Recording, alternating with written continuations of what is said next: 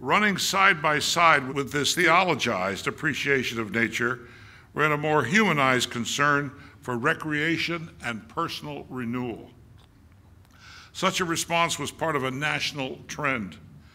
On the other side of the continent, this very same interaction was very much on the mind of the Reverend William Henry Harrison Murray of the Park Street Congregational Church of Boston. A Connecticut Yankee educated at Yale, Murray came under the influence of the Muscular Christianity movement that stressed the interdependence of moral, physical, and spiritual health. A liberal Protestant committed to breaking down the old Calvinist regime, Murray was an avid outdoor trekker, hunter, fisher. Murray's favorite wilderness were the Adirondacks of upstate New York. Returning late from a trek there, he once showed up for services at Park Street in forest garb.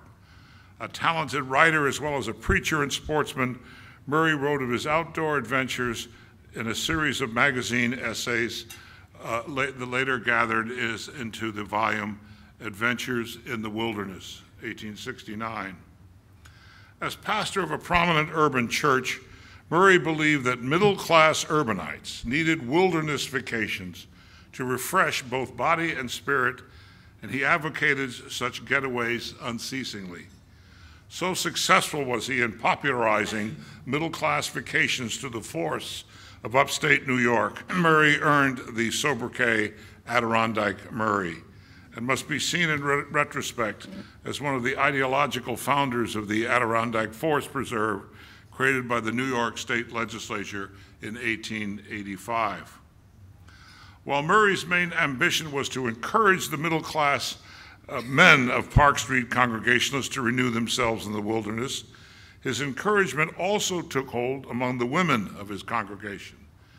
And the wilderness vacation movement that Murray helped to actualize soon developed into a middle-class male-female experience as women began in the post-Civil War era to exercise increasing influence on the social and cultural experience of the nation.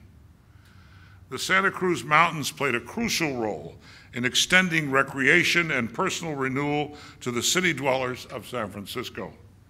In the early 1870s, San Francisco journalist and bon vivant Albert Evans, writing in a series of jaunty sketches gathered into the volume A la California, 1873, described how Californians would set up comfortable camps in the Santa Cruz Mountains during the summer, carpeting their tents with oriental rugs, and establish month-long communities of men and women, even children, ordered around days of hunting, fishing, hiking, and evenings devoted to wining, dining, music, cultural readings, and conversation in rustic but civilized circumstances.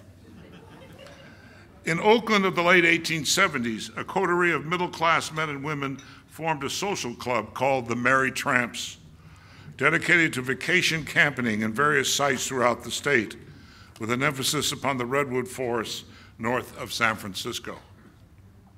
One of the Mary Tramps, Helen Penniman, kept a scrapbook of the group's sojourns throughout the 1880s that included a series of vivid photographs. On shared outings such as these, Helen Penniman came to an understanding with another Mary Tramp, George Pardee, an Oakland physician, and they were married in 1887.